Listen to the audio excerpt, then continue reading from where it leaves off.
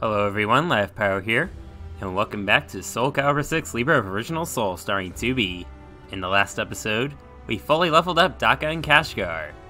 And now it's about time we fully leveled up Yangguang as well.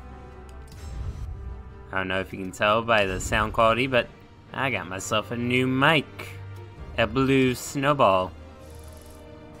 And now it's time to help Yangguang some.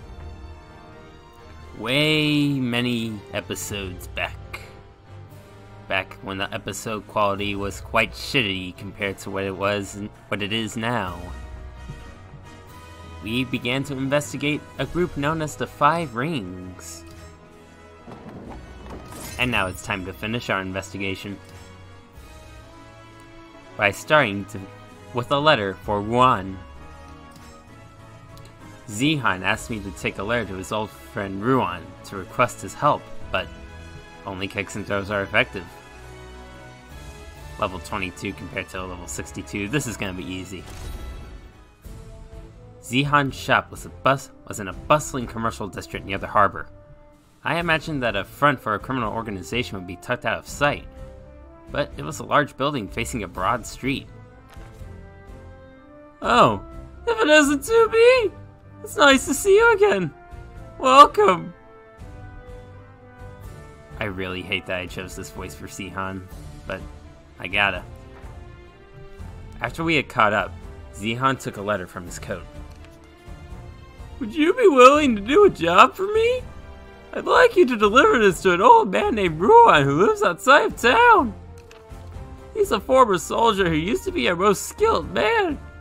He's retired now, but he's smart, and with his help I can turn the city around. Are you willing to assist me? I arrived at the location Zihan told me about and I was surprised to see a splendid manor. It seemed Ruan was a man of taste as well as ability. What's your business with me? Oh, the boy sent you? The old man's face grew dark as he read the letter. Yangguang went missing, did he? The boy wants me to help him run the shop and clean up town? Ruan's eyes shifted to me. His kind, grandfatherly expression had been replaced by a sharp, calculating stare.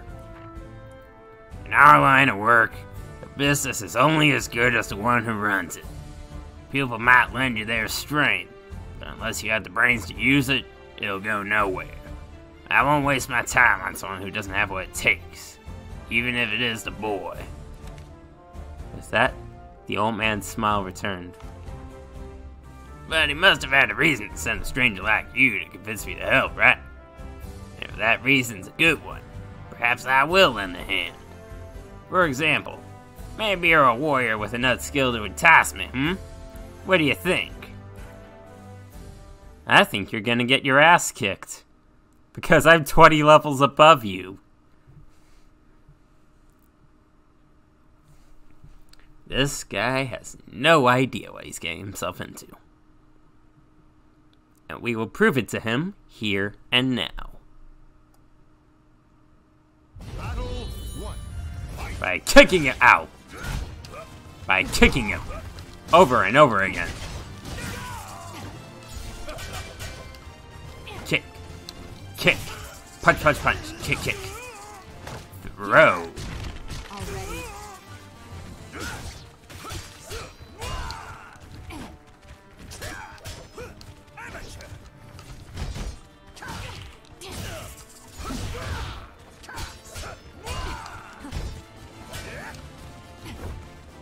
Quit rotating! Grab! Should've said quit sidestepping. That same difference. Kick, punch, punch, punch, kick, kick. Back throw. Four. How dare you deck my throw?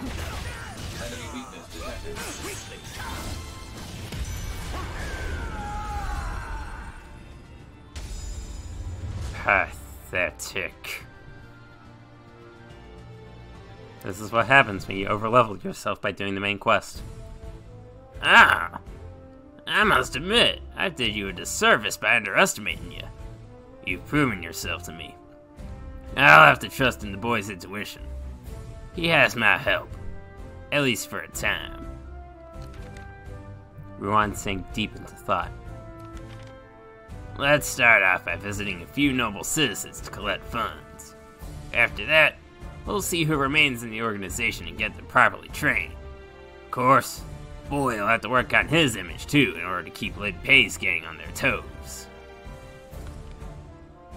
I was certain I would soon be hearing more of Zihan's complaints. The boy's gonna have to learn that complaining won't solve anything.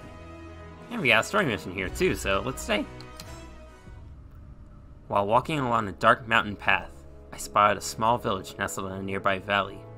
Though late, I could see lights in many of the houses and hear laughter coming from the tavern. It seemed like a good place to spend the night. Fortunately, the village's chief had a room available. You probably saw the magnificent stone cave temple on your way here, yes? That temple has a long history, and pilgrims from all over travel there to worship. However, now... The chief, as if suddenly overcome with fear, lowered his voice. It seems that bandits have been prowling around here lately.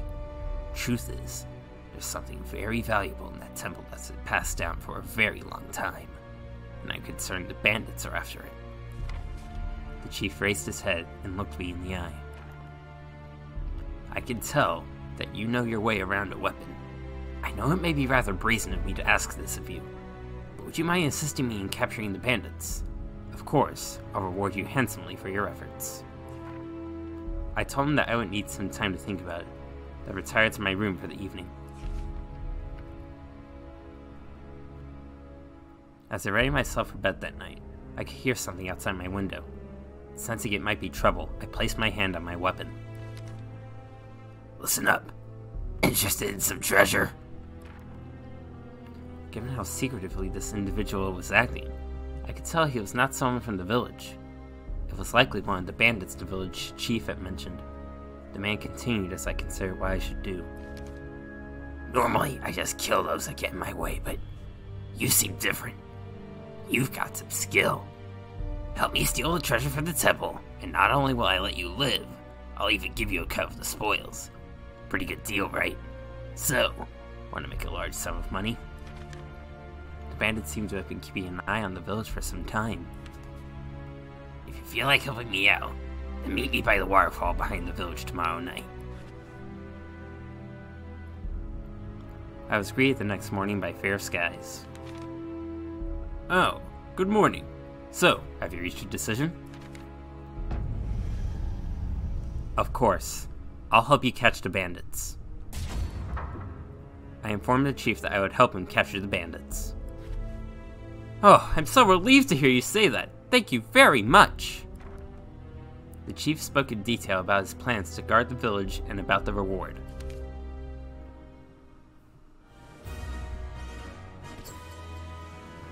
And we've got another battle here, so let's stay here a little bit more. And who is that masked figure over there? I went to see the local militia to repay the kindness I had been shown in being allowed to stay the night. However, on my way, an unsettling swordsman in a mask appeared. Counter hits do more damage for both you and your opponent. The village chief told me where I could find the head of a local militia. On my way there, I suddenly felt something strange behind me. I turned around to find a masked swordsman with glowing eyes. My blade trembles in your presence. What are you? My gaze was transfixed by the bewitching glow radiating from his blade. My name is Yoshimitsu. I shall ascertain the true nature of your soul. Shikizoku Zeku! Namu namu namu namu namu namu namu! Jingle jingle jingle jingle jangle! Random keys. Battle 1. Fight. Let's beat the crap out of Yoshimitsu, then ow. I said, let's beat the crap out of Yoshimitsu, then continue.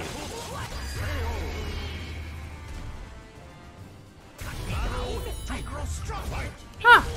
Apparently when you 2v, Yoshimitsu still has his unique death quote for 2v. That's cool.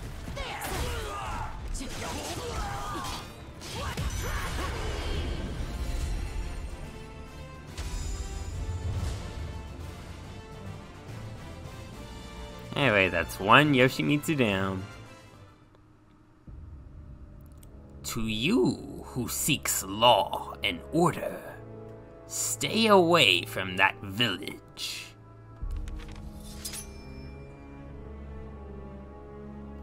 When the masked swordsman sheathed his blade, my vision suddenly became distorted, and his cackle echoed into the night.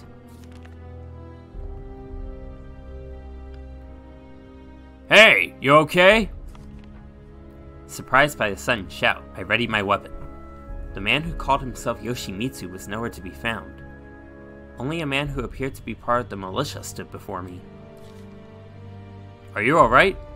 I've heard there are bandits in these parts. You better be careful.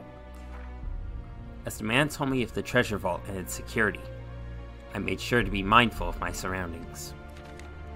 I couldn't feel anything. Did I just imagine my encounter with Yoshimitsu? But if he was real, then who was he? And what was he doing here? And why did he tell me to stay away from the village? They're the ones who are trying to defend the treasure, right? Just doesn't make any sense. Let's investigate further. The village was attacked just as the bear had predicted. I had to protect the treasure vault. But how could I have predicted what came next? Single hits are weakened, but combos do more damage. As I stood guard at the village entrance, I suddenly heard what sounded like people fighting from further inside the village. It seemed the bandits had begun their attack, just as the village chief had predicted. As I rushed over to help, a man appeared before me, his sword drawn. You fool. Of all the places for you to play hero, it had to be this village. Upon hearing his voice, I recognized him as the bandit with whom I had spoken the previous night. I consider myself a man of good judgment. Most people accept my offers, but I guess I was wrong about you. Now die! You first.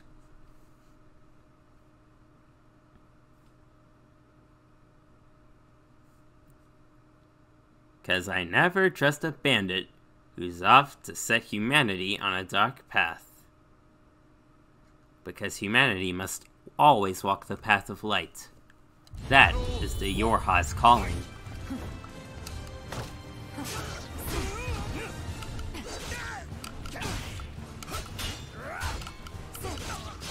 Quit sidestepping!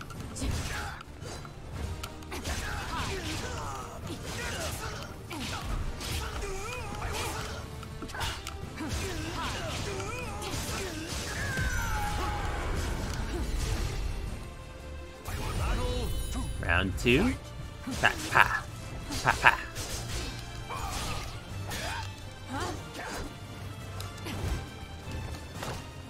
I said quit sidestepping.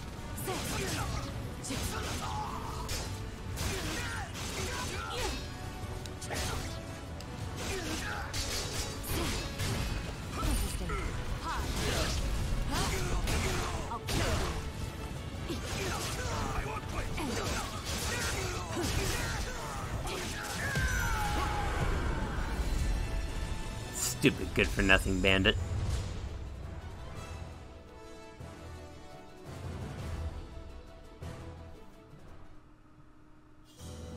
Damn! You really are strong. But don't let this victory go to your head. The treasure is still mine. The bandit turned around and swiftly fled toward the temple. I quickly followed him. I arrived to find a number of men unconscious on the ground in front of the open vault. From their clothing, I could tell it was a mix of both bandits and guards. The bandit from before was among the fallen as well. When I got closer, I saw one man standing inside the open vault, Yoshimitsu. What an absurd farce this was. There was nothing but a villainous treasure stained with the blood of the innocent. None of these people have claim to it. Several armfuls worth of gold nuggets were strewn across the inside of the vault. Yoshimitsu held one in his hand. Shikizoku! Zaku!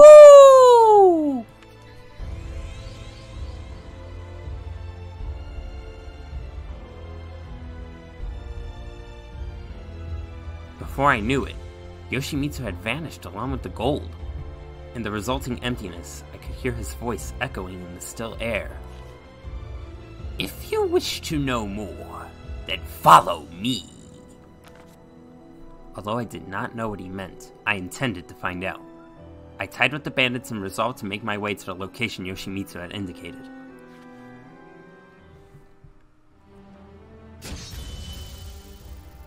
Who is Yoshimitsu? And what is his obsession with this treasure? I hurried to the place Yoshimitsu had spoken of. There, I discovered the truth. And only soul-charged attacks can finish my opponent. I arrived at the location Yoshimitsu mentioned, when I was greeted by only his voice. I commend you and your desire to learn the truth, but I must discern whether that commitment to the truth in your heart is genuine.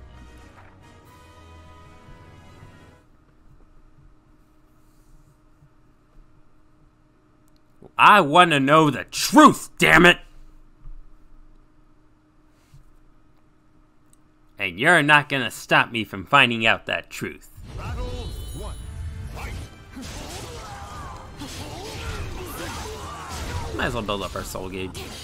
Ow.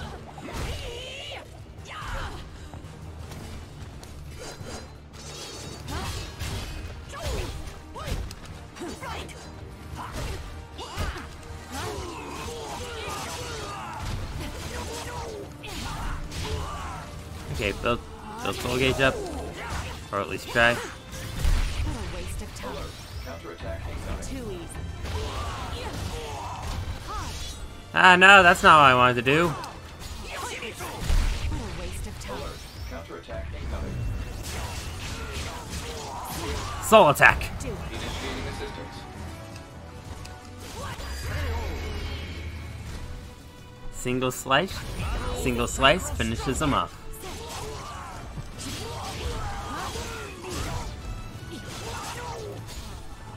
Ah, it missed.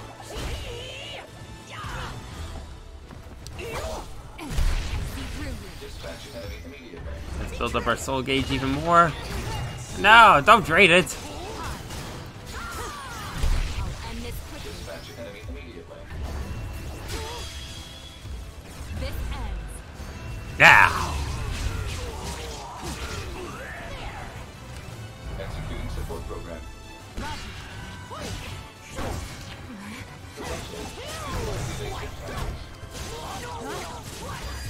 There we go.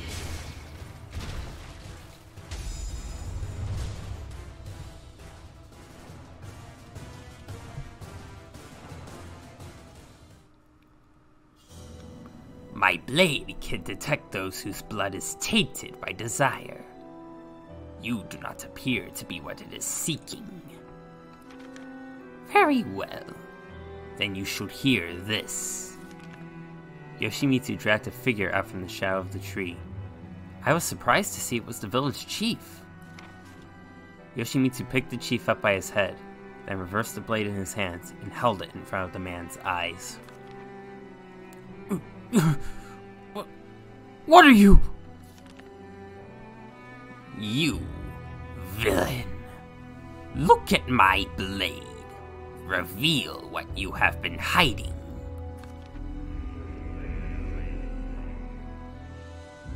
Yoshimitsu's sword began to emit a faint light, and the chief's eyes grew dim.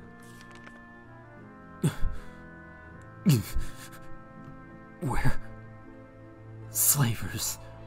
We took the village. the man began to tell a horrific story. The supposed village chief explained that the original residents of the village were all dead, as he and his fellow slavers had killed them all and taken their places. The isolated mountain village provided the perfect location to buy and sell both stolen goods and those they enslaved.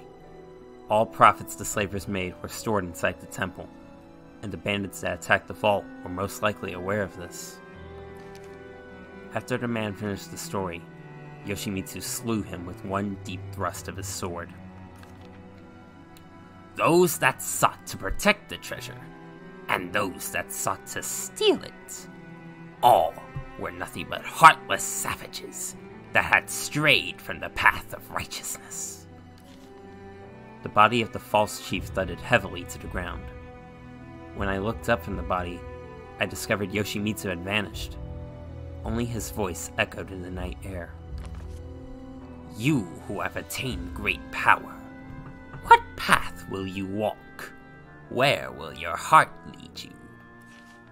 His voice trailed off, leaving only the false chief's corpse and silence in its wake. What a twist! Looks like we stopped a bunch of slavers. Guess this is a place to end the expedition and return to Yangguang. And I think this is where we go to Yangguang next. Yep, letter for Fei Hong. Zihan's next letter was for Fei Hong, but the man had already received an offer for the Silver Tigers. Low attacks will do more damage to both you and your opponent will survive one deadly blow with a small amount of health. The Ming Empire had fallen into turmoil in the recent years, and hiring guards had become the norm among merchants. However, there were some among these guards who would immediately turn on their clients once they were outside the safety of the city. This was not the case in Yangguang. Even guards hired outside of official channels performed their duties without fail. Apparently, this was because of a man named Fei Hong, who had organized all of the guards unaffiliated with any crime syndicates. Zihan planned to revitalize his organization by aligning himself with Fei Hong. He gave me a letter and sent me to meet the man. What? Damn it all, I lost again. One more round, come on! You shouldn't. You're no good at this, Fei Hong. Near the castle gates, I found a man excitedly playing dice with his fellow mercenaries. It had to be Fei Hong. Well, if no one wants to play... Hey you, how about a round or two? The man suddenly turned to address me, though I thought I had approached unnoticed. I turned down his offer and delivered the letter. When I said I had come on behalf of Zihan to propose an alliance, Fei Hong furrowed his brow. That puts me in a bind. I've received a similar offer recently. Lin Pei the Jackal himself came to see if we could strike a deal. He said there was a pile of money for me so big it would make my eyes pop out of my head. Young Zihan can't do better than that, can he? Hold on though. To be fair, money isn't everything. Nasty work is still nasty work, no matter how you're paid. A man like me needs to enjoy life. So friend, what do you think? Can Zihan provide me with some fun? What sort of things do I find fun? Fei Hong's lips curved into a wicked grin as he locked eyes with me and assumed a fighting stance. Things like having a bout with someone who could give me a real challenge. Well, today is gonna be the most fun day of your life. Because you're gonna get raffle stomped.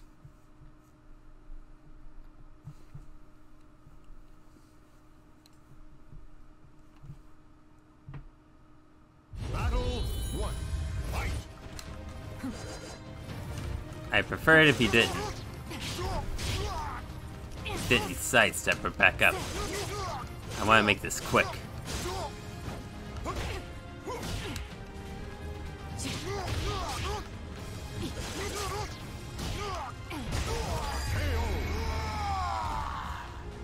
Like I said, quick.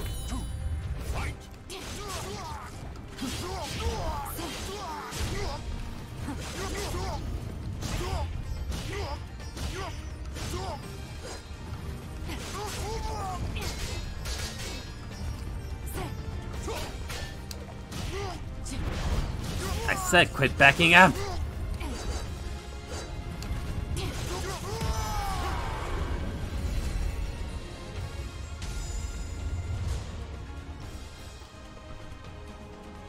I want to make this quick, but they never let me. Whoa! Are you alright, Fei Hong?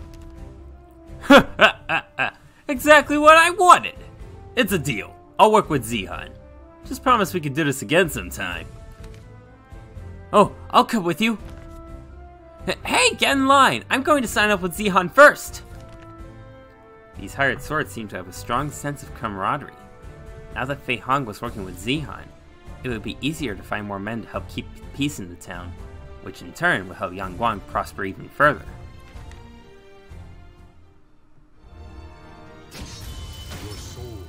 And since we're at level 64, we should level up. We should be able to level up Yangguang one more time. With a letter for Lan Wu, Zihan had yet another request for me. But this one was different. He wanted to convince Lan Wu, Lin Pei's guard, to join forces with the 5 rings. Only low attacks are effective. Oh, it's good to see you again. Ruan beamed and waved me over to the table. As I sat down, he leaned forward. We wanted to talk with you about Lin Pei. I worked with Kong Wang for a long time, so I'm aware of his troubles with the Jackal. We always thought he was a loner, no family or anything. But apparently his bodyguard is actually his beloved daughter. Her name is Lan Wu, and she's an incredible fighter. She's always at Lin Pei's side, keeping him safe too. However, Ron says Lan Wu might not be his real daughter at all. I asked about the possibility of Lin Pei having a child in secret, or after Ron retired. The old man took out a few folded documents. Naturally, I investigated the matter. This is what came up. The papers detailed Lin Pei's life, but the final page was different. It was an account of a family attacked by bandits while traveling over a decade ago. The parents were slain and their valuables were stolen, but the daughter went missing. It was possible that this girl was Lan Wu. She would have been just a child at the time, so it's hard to know if she'd remember her parents. But if she's not Lin Pei's daughter, maybe she worked with us. What do you think, Tsubi?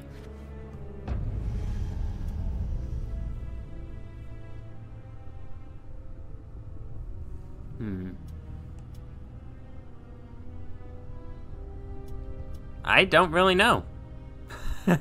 I don't really know what to pick.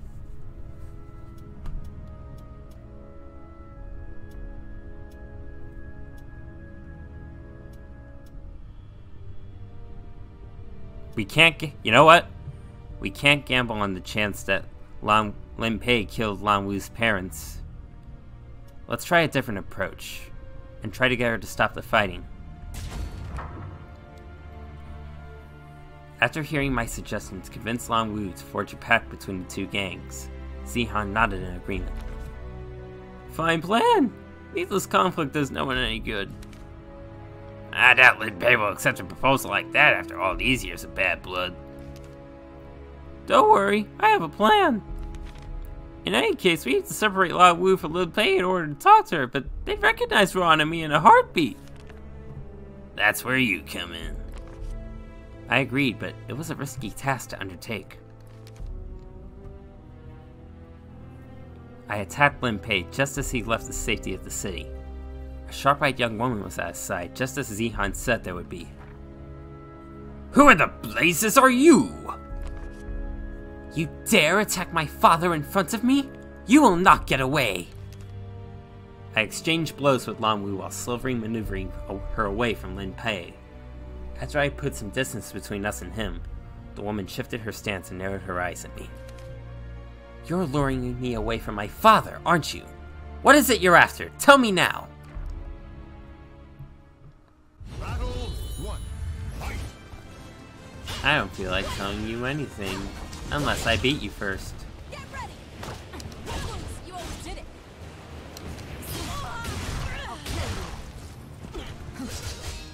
Okay, those medium and overhead attacks did absolutely nothing. My dress! You broke my dress!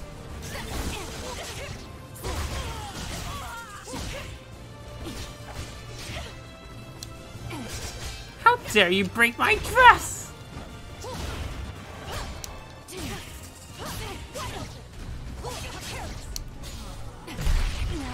Proposal. Initiate repairs. Can't exactly repair in the middle of a— ow!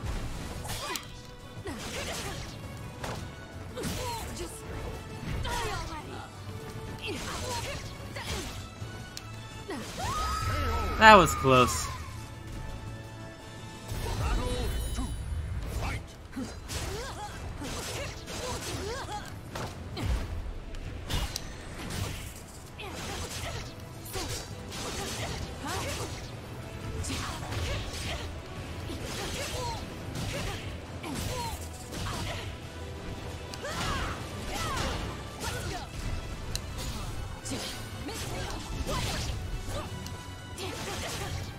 Lanwu's only slightly annoying to fight.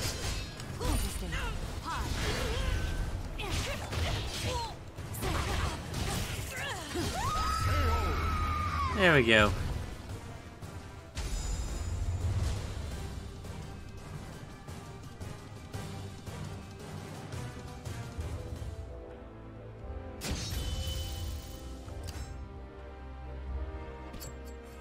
I guess it's the story mission next to conclude the Yangguang saga.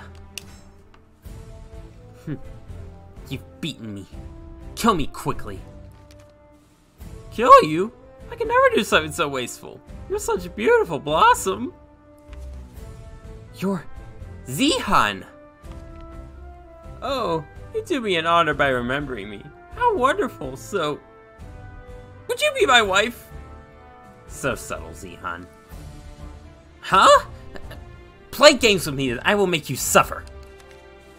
Please, think for a moment. If we are red, the conflict between our organizations could no longer continue. And then we, as well as the people of our cities, will breathe a sigh of relief. Besides, we would suit each other well. Everyone lives, and everyone lives happily ever after. Don't be ridiculous. My father would never. He may be more interested than you believe. Please, give him this letter. Farewell for now. Zihan waved goodbye to Lanwu. As he watched her leave, I asked him what the letter said. Just a polite summary of a few things we know. Which included, implicitly or explicitly, a threat that Zihan would share his knowledge with Lanwu if Lin Pei chose to decline the offer. I could feel that Zihan was barely suppressing an amused laugh. He was beginning to remind me of Yangguang. It seemed a little forced, but I felt that the two gangs would likely come to an agreement before long. And with that, Yangguang has fully leveled up, and we can end this episode. So, I have no idea what we're going to do next episode. Probably complete a few more side quests before moving on to the rest of the main story, but we'll see. Until then, I'll see you later.